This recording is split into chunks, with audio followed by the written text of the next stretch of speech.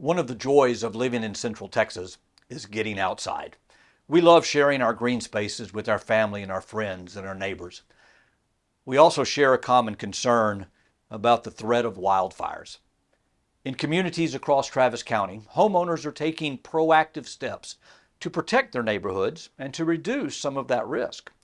Today, we'll explore how you can work with your local fire department, your local emergency service district, to develop a comprehensive plan that not only safeguards your home, but also preserves our beautiful wildlands. While there are many aspects of wildfire mitigation and disaster preparedness, they can seem more manageable when we clearly identify exactly where we're focusing. While each of these areas of focus certainly have their unique challenges, they also have much in common. For example, national programs like Firewise and fire adaptive communities brought terms like home ignition zones, defensible space, and home hardening into our vocabularies. Our first area is the individual homeowners, and frankly, wildfire preparedness must begin with the individual homeowner. Manageable projects like clearing away dead vegetation and other flammable materials from around your house, or installing ember-resistant screens in attic vents to block flying embers, or cleaning gutters that tend to accumulate flammable debris. Each of these measures makes your home less inviting or hardens your home against wildfire. Your local fire department or your local Firewise coordinator are qualified and willing to help the homeowner make those assessments and to generate a work plan. Wildfire protection is a shared responsibility. Land management from private yards to expansive canyon preserves require coordinated action. At the POA/HOA level, the question is often who and what. Who owns the property? Who's responsible for maintaining it? What can be done? What should be done to mitigate those fuels?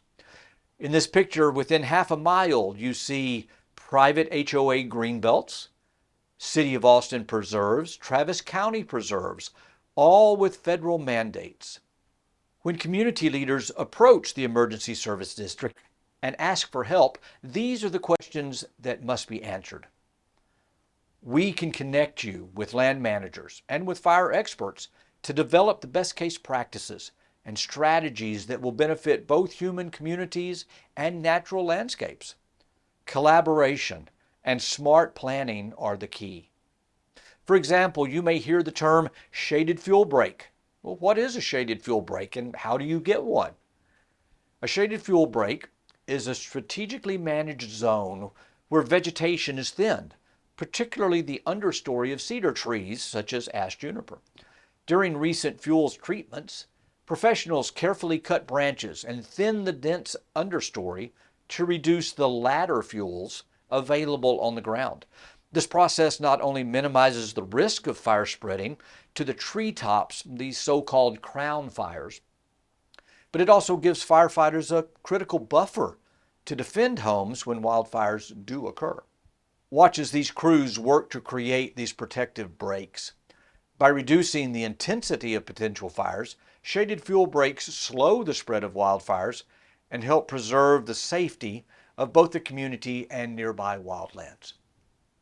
Historically, wildfires played a natural role in shaping Central Texas. Our region once featured vast grasslands and savannas and gallery forest landscapes that were maintained by regular fire events. Cedar trees, like ash juniper, were kept in check because wildfires would naturally thin their numbers. Today, without those natural fires, cedar stands have expanded, creating a buildup of fuel that can lead to even more intense wildfires. To restore balance and to enhance fire protection, it's now essential to reduce that fuel load, especially the dead and dying vegetation that lay in and around all our neighborhoods. This effort not only protects individual homes, but also helps maintain the ecological health of our wildlands. So, what can you do next? You can contact your local Travis County Emergency Service District. There's 12 of them around Travis County. Ask about Firewise fuel treatment plans And how does your neighborhood become a certified Firewise community? You can organize meetings with your neighbors. You can share ideas, develop a unified plan for wildfire protection.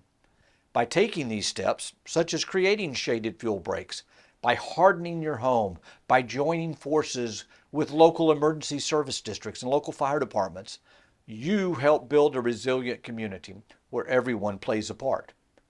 Remember, wildfire protection is not just about individual homes, as critical as they are.